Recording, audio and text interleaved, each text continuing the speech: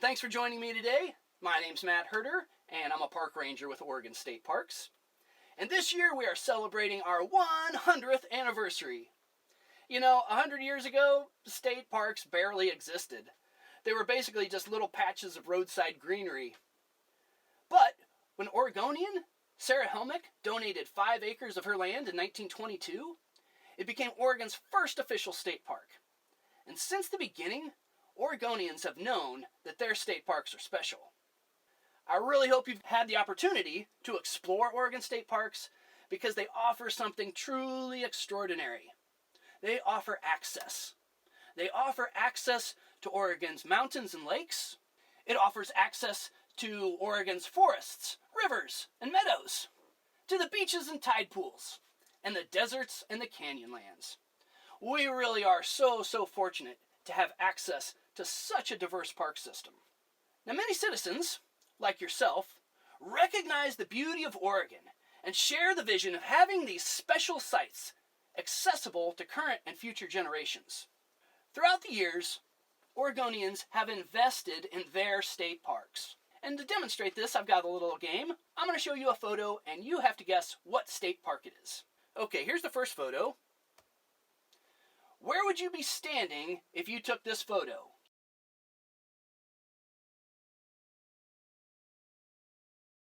You would be at Ecola State Park. Did you know Oregon families donated over 450 acres for this park? And some had already built homes on the property, but they were eventually convinced of the vision that this site should be available to everyone. And we're asking you to continue to believe in this vision as well. Okay, next photo. Once again, where would you be standing if you took this photo?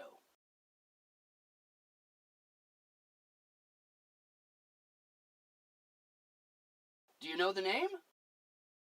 It's the Portland Women's Forum, which is named after the civic organization that had sales and teas and raised the funds to buy this viewpoint and eventually donate it to Oregon State Parks.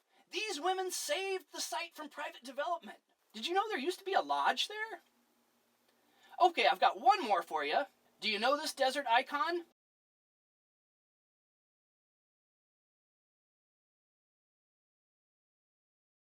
It is Fort Rock State Park, and it attracts photographers and wildlife alike. This site is rich in prehistoric history, with the oldest shoes in the world being found at nearby Fort Rock Cave. And much of this property was donated by Rube and Norma Long. Rube was a rancher, an author, and a storyteller. So many parks across the state have similar stories of Oregonians investing in their state parks. But I do have more recent examples of Oregonians investing in their parks.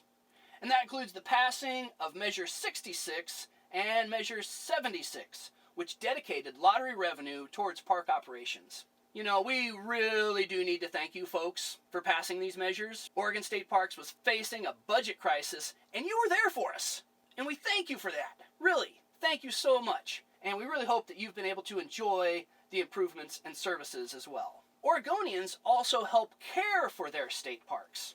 We've got this cool program called the Park Host Program, where volunteers help with park maintenance, staffing visitor centers, and providing educational programs. And Oregon State Parks would not be as successful as we are without the help of these important volunteers. Many of you also help participate with solve beach cleanups, tree plantings, invasive species removal, and citizen science projects like biological surveys. So Oregonians definitely help care for their state parks. Thank you for that. So as a way to protect Oregon State Parks for the next 100 years, we're asking each of you to practice 2 stewardship activities that help protect Oregon State Parks. Now there's 3 types of stewardship. There's natural resource stewardship, where we take care of the land, and you can do this by staying on trails and not leaving any litter or trash at the park.